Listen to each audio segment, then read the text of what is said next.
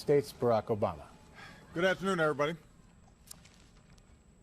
10 days ago, the world watched in horror as men, women, and children were massacred in Syria in the worst chemical weapons attack of the 21st century. Yesterday, the United States presented a powerful case that the Syrian government was responsible for this attack on its own people.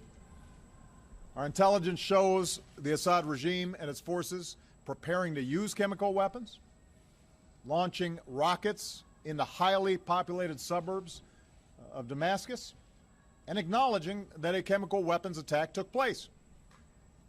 And all of this corroborates what the world can plainly see. Hospitals overflowing with victims, terrible images of the dead. All told, well over 1,000 people were murdered. Several hundred of them were children. Young girls and boys gassed to death by their own government. Now, this attack is an assault on human dignity. It also presents a serious danger to our national security. It risks making a mockery of the global prohibition on the use of chemical weapons. It endangers our friends and our partners along Syria's borders, including Israel, Jordan, Turkey, Lebanon, and Iraq. It could lead to escalating use of chemical weapons or their proliferation to terrorist groups who would do our people harm. In a world with many dangers, this menace must be confronted. Now, after careful deliberation, I have decided that the United States should take military action against Syrian regime targets. This would not be an open-ended intervention. We would not put boots on the ground. Instead, our action would be designed to be limited in duration and scope.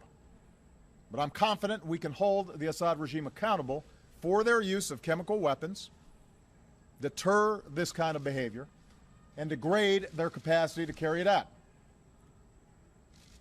Our military has positioned assets in the region.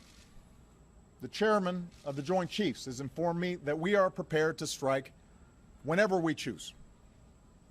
Moreover, the chairman has indicated to me that our capacity to execute this mission is not time sensitive. It will be effective tomorrow, or next week, or 1 month from now. And I'm prepared to give that order. But having made my decision as Commander-in-Chief based on what I am convinced is our national security interests, I'm also mindful that I'm the president of the world's oldest constitutional democracy. I've long believed that our power is rooted not just in our military might, but in our example as a government of the people, by the people, and for the people. And that's why I've made a second decision. I will seek authorization for the use of force from the American people's representatives in Congress. Over the last several days, we've heard from members of Congress who want their voices to be heard. I absolutely agree.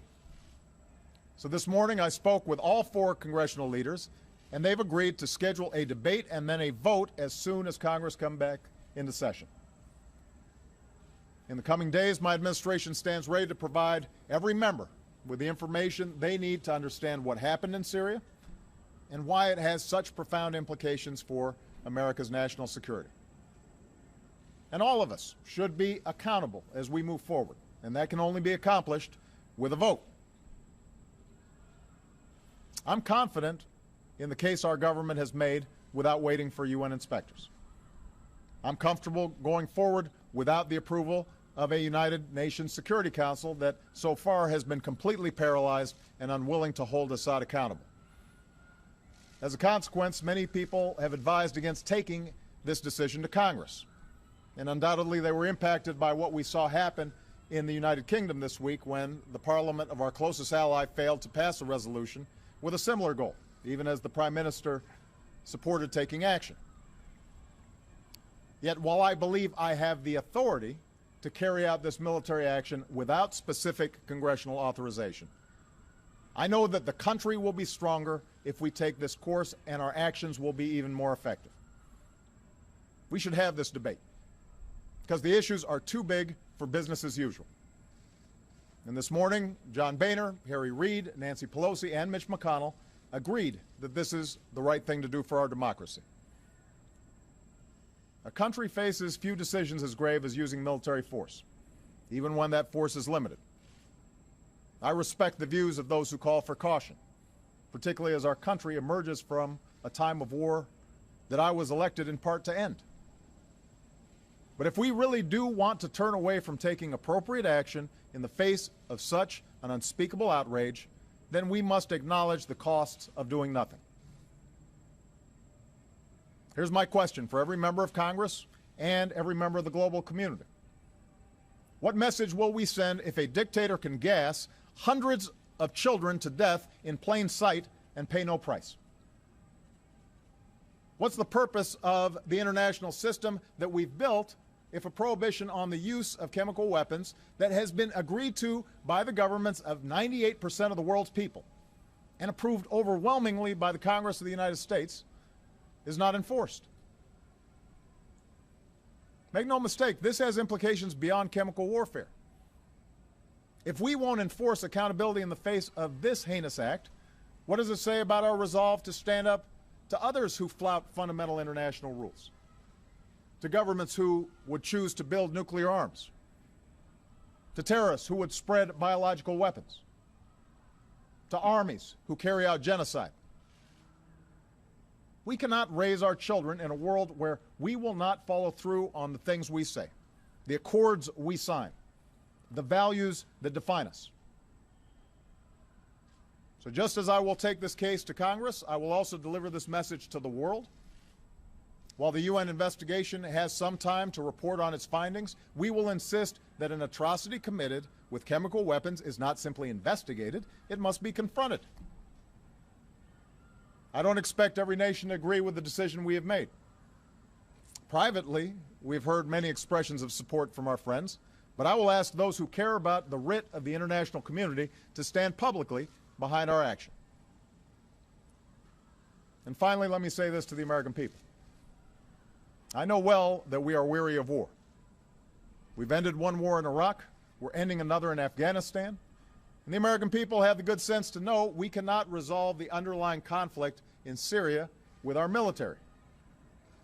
In that part of the world, there are ancient sectarian differences, and the hopes of the Arab Spring have unleashed forces of change that are going to take many years to resolve.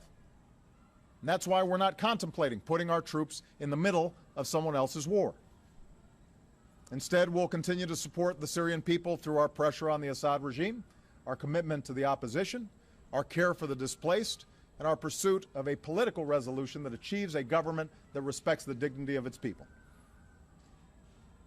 But we are the United States of America, and we cannot and must not turn a blind eye to what happened in Damascus.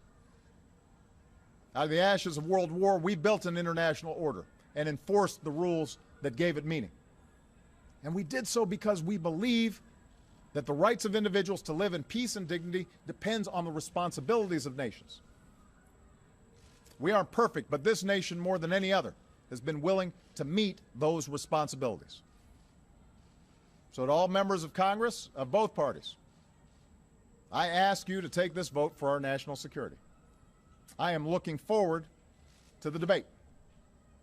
In doing so, I ask you, members of Congress, to consider that some things are more important than partisan differences or the politics of the moment. Ultimately, this is not about who occupies this office at any given time. It's about who we are as a country. I believe that the people's representatives must be invested in what America does abroad. And now's the time to show the world that America keeps our commitments. We do what we say, and we lead with the belief that right makes might, not the other way around. We all know there are no easy options, but I wasn't elected to avoid hard decisions, and neither were the members of the House and the Senate. I've told you what I believe, that our security and our values demand that we cannot turn away from the massacre of countless civilians with chemical weapons. And our democracy is stronger when the President and the people's representatives stand together. I'm ready to act in the face of this outrage. Today I'm asking Congress to send a message to the world that we are ready to move forward together as one nation. Thanks very much. Will you forgo a strike if Congress... President Barack Obama updating the American people on the situation in Syria, what he called, quote, the atrocity in Syria, the use of chemical weapons that killed more than 1,400 people.